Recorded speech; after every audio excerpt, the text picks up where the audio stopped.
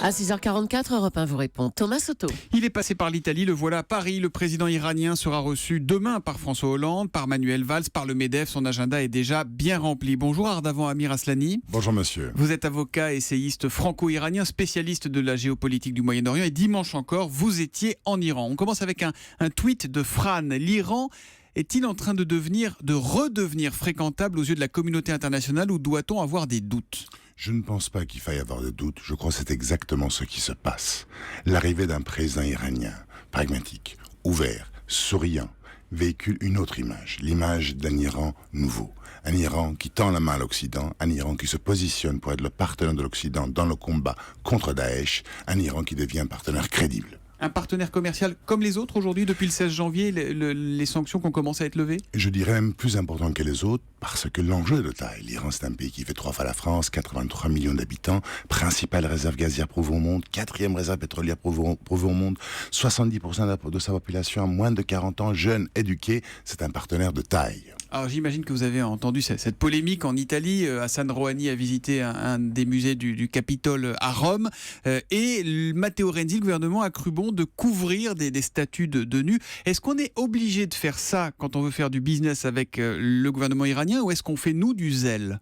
Je pense, si vous voulez, c'est un peu de zèle, parce que les Iraniens comprennent, si vous voulez, l'Antiquité, comprennent la beauté des œuvres antiques. Je pense que c'est un peu excessif. De toute façon, malheureusement, chaque fois qu'il y a un Iranien qui se déplace, il y a toujours une histoire. La dernière fois, c'était le vin à table à l'Élysée. Maintenant, c'est les statues nues à Rome. Mais ce ne sont pas des exigences des Iraniens ? Je ne le pense pas. Vous ne le pensez pas. Quels sont nos intérêts croisés avec les Iraniens ? Intérêt majeur, déjà l'économique. Chaque priorité iranienne en matière industrielle trouve une réponse française. La question du traitement des eaux, il y a Veolia à Suez. La question de l'aviation civile. On sait que la flotte iranienne manque d'avions en état de marche correctement. Donc Airbus est une réponse. D'ailleurs, il va y avoir des contrats qui vont être annoncés. En matière énergétique, Total. Je veux dire que chaque fois qu'il y a une priorité industrielle en Iran, il y a une réponse iranienne française face à ce besoin. En plus, vous avez le partenariat politique avec l'Iran. Ça, on va venir aux politiques et notamment à la lutte contre Daesh. Nicolas Barré, dans son édito Écho à 8h hier matin, nous parlait de l'Iran précisément d'avant Amir Aslani et de l'inquiétude de nos entreprises de voir les religieux reprendre plus de pouvoir, ce qui pourrait fragiliser nos investissements là-bas. Est-ce qu'en Iran, tout le monde est d'accord pour cette ouverture du marché ? Je pense qu'aujourd'hui, l'Iran dans sa totalité est ouvert pour le business. Il n'y aura pas de revirement avec des entreprises qui s'installeraient aujourd'hui et qui dans demain, 5 ans, 10 ans, à qui on dirait non, on veut plus de vous. Non, je ne le pense pas, parce que les Iraniens ont passé un texte de loi aujourd'hui qui protège les investissements étrangers contre toute tentative d'expropriation.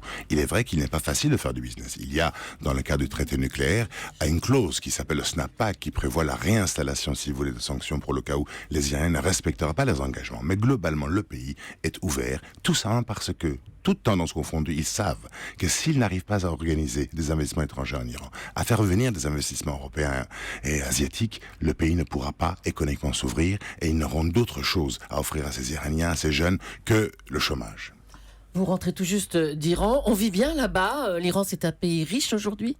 Non, l'Iran, c'est un pays qui est exsangue financièrement, qui potentiellement est très riche avec ses ressources, avec sa matière grise, mais aujourd'hui, c'est un pays qui manque de biens de consommation, qui manque d'emploi, qui manque d'espoir économique tout court. C'est pour ça que l'enjeu de cette visite est de taille. Si le président Rouhani, si cette administration ouverte n'arrive pas à ouvrir le pays, n'arrive pas à convaincre les entreprises étrangères d'arriver en Iran à investir, l'Iran sera économiquement dans une passe difficile. La population réagit comment par rapport à ça ? Elle est soulagée, heureuse, indifférente par rapport à cette ouverture ? Qu'est-ce qu'on en dit en Iran ? Si vous voulez, je m'attendais à ce qu'il y ait une explosion de joie dimanche il y a 10 jours, lorsque la date d'implémentation de l'accord est arrivée, la date à laquelle les sanctions ont été levées.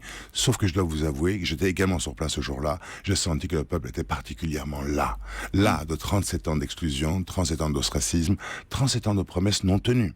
Donc cette jeunesse, si vous voulez, qui a l'âge de la révolution iranienne, aujourd'hui a besoin de preuves. C'est pour ça d'ailleurs que le président iranien aujourd'hui est sous pression d'annoncer au peuple iranien qu'il y a effectivement des résultats concrets qui apparaissent à l'issue de cet accord nucléaire, que les Iraniens n'ont pas fini que par perdre le nucléaire et n'aient rien à voir en échange. Et quelle image nous avons, nous les Français, en Iran ? Les Français ont une très bonne image puisque la population iranienne globalement est très francophile pour des raisons historiques, pour des raisons culturelles.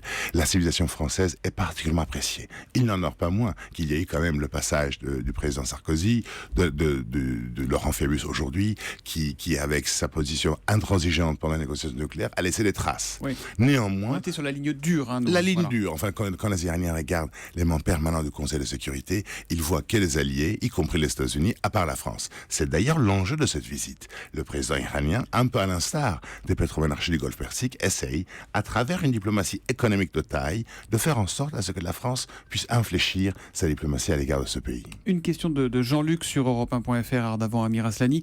Avons-nous besoin de l'Iran pour lutter contre Daesh ? Si vous voulez, quand on regarde Daesh, qu'est-ce qu'on y voit ? On voit, si vous voulez, l'irruption intolérante de cette secte médiévale fondée sur le wahhabisme, une version radicale du sunnisme. Face à cette version-là, il n'y a qu'une seule réponse. C'est la réponse iranienne, chiite. Les chiites ont une raison existentielle, si vous voulez, de se battre contre Daesh. Daesh, quand il confronte un chiite, il ne l'emprisonne pas. Il le tue, il le décapite. Donc l'Iran, c'est l'allié naturel de l'Occident dans le combat contre ce fléau. Alors on a quand même deux alliés incompatibles, hein. L'Iran chiite, vous venez de le dire, et l'Arabie saoudite sunnite, wahhabite. C'est la guerre entre eux, guerre au sens figuré ? Je dirais que l'Iran est un allié naturel pour des raisons fondamentales que je viens de mentionner. L'Arabie Saoudite n'est pas un allié. L'Arabie Saoudite est un partenaire commercial, est un client pour l'armement français. D'ailleurs, l'Arabie Saoudite est à la source des problèmes aujourd'hui au Moyen-Orient, puisque le wahhabisme, si vous voulez, est l'idéologie directrice de Daesh. Je dirais moi-même, pour être peut-être un peu ironique, que l'Arabie Saoudite, c'est un Daesh qui a réussi.